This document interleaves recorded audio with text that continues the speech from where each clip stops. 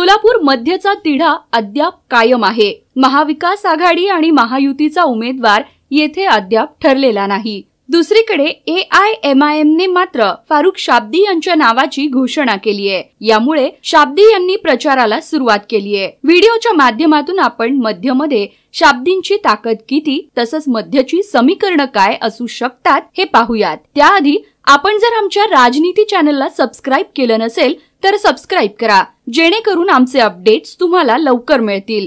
प्रणिती शिंदेंनी मध्यचा गड सलग 3 वेळा सर केला। आता त्या खासदार झाल्या आहेत। यामुळे ही जागा काँग्रेसकडून रिकामी झालीये। माकपकडून आडम मास्तर इच्छुक आहेत, तसंच काँग्रेसकडून देखील इच्छुकांची संख्या मोठी आहे। यात मुस्लिम समाजाला तिकीट द्या अशी मागणी होते। महायुतीकडून श्रीनिवास संगा, देवेंद्र कोठे यांची नावे आघाडीवर आहेत।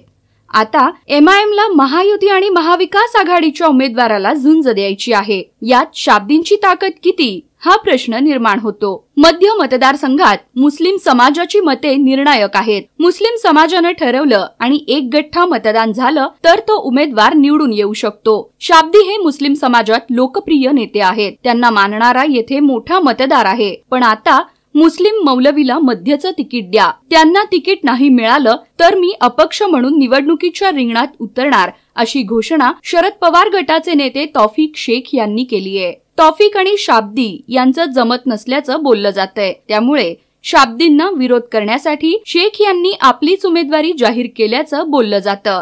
जर शेख मैदानात उतरले तर मुस्लिम मतांचं विभाजन होईल आणि याचा फायदा महायुतीच्या उमेदवाराला होईल, हे उघड आहे। दोघांच्या तिढ्यात तिसऱ्याचा फायदा होईल असं जाणकारांचं म्हणणं आहे। शाब्दींची ताकद जरी असली तरी मुस्लिम मतांचं विभाजन झाल्यास त्यांचा पराभव होईल असं विश्लेषकांचं म्हणणं आहे।